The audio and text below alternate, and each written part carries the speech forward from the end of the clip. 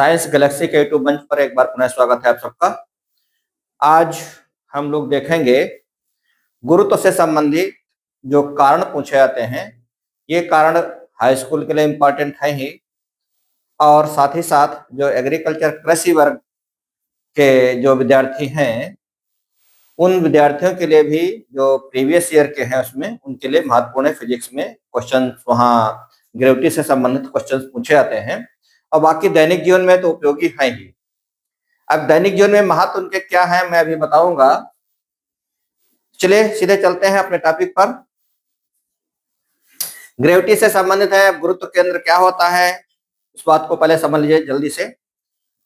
किसी भी वस्तु चाहे जिस शेप की हो, उस वस्तु का समस्त भार जहां पर केंद्रित होता है उसको हम कहते हैं गुरुत्व केंद्र।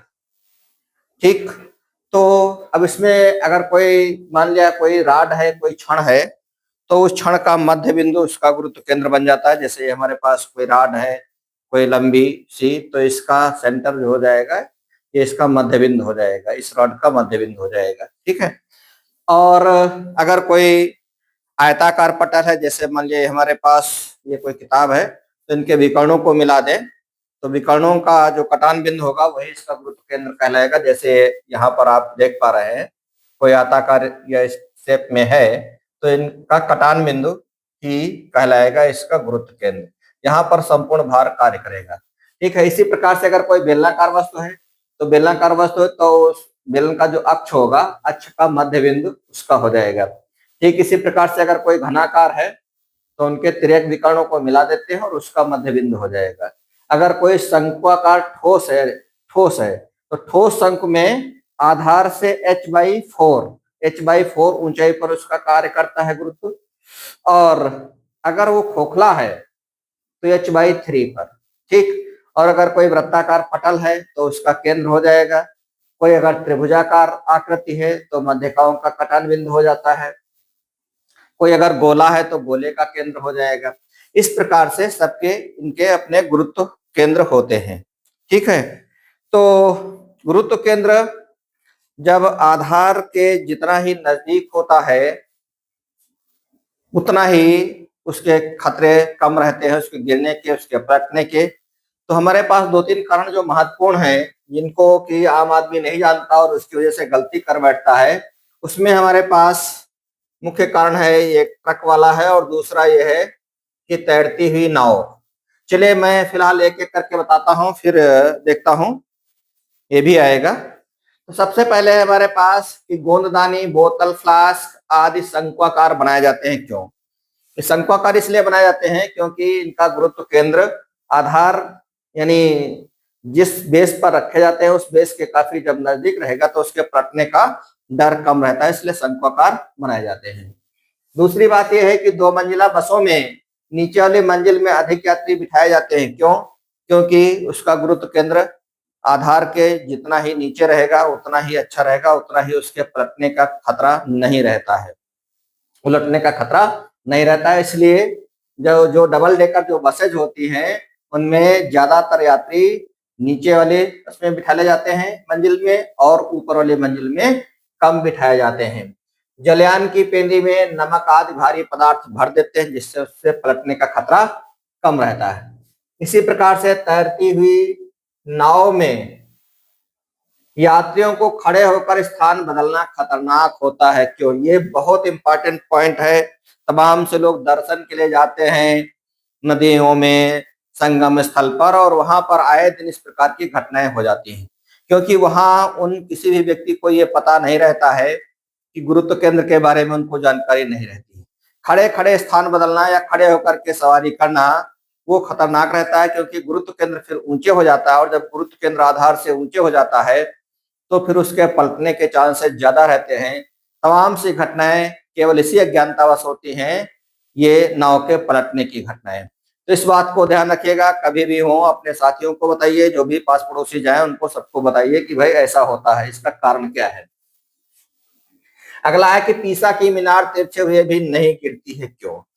क्योंकि पीसा की मीनार तिरछी जरूर है, लेकिन ये तिरछी है लेकिन इसका आधार जिसका गुरुत्व केंद्र है गुरुत्व केंद्र इसके आधार से होकर के जाएगा। इसका गुरुत्व केंद्र मान लिया यहाँ पर पड़ रहा है, तो इससे जो रेखा नीचे की ओर जाएगी वो इसके अगर आधार से मिल रही है, आधार के बाहर नहीं है, तो फिर ये गिरेगा नहीं, कतई किसी भी कीमत पर नहीं गिरेगा।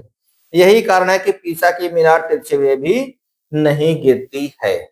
ठीक है, अगला है कि सर्कस में रस्सी पर चलती हुई लड़की अपने हाथ में बांस, डंडा आदि रखती है, क्यों?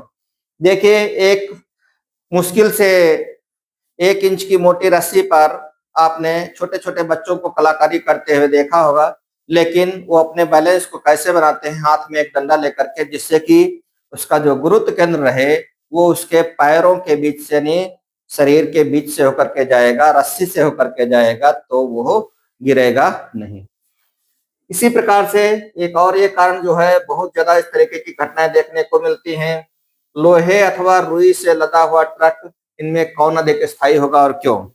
आजकल तो और एक देखने को मिलता है, जब से ऑटो रिक्शा चल गए हैं, ऑटो रिक्शा पर जो है उसमें इतना रिक्शा इतने छोटे होते हैं कि उनमें अंदर सामान रखने की जगह नहीं होती है और छत के ऊपर लाद लिया करते हैं। उनको ये पता ही नहीं है, छत के ऊपर भारी सामान भी लाद लेते हैं, हल्का सामान भी लाद लेते हैं।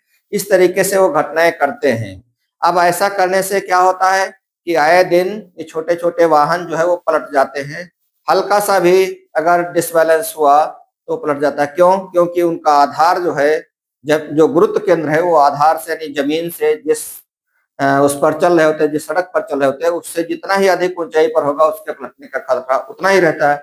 क्योंकि जो गुरुत्व केंद्र है वो कहीं न कहीं उसके बॉडी के सेंटर से होकर के या नहीं जा पाता है, तो ऐसी स्थिति में उसके गिरने के चांसेस रहते हैं, पलटने के चांसेस रहते हैं।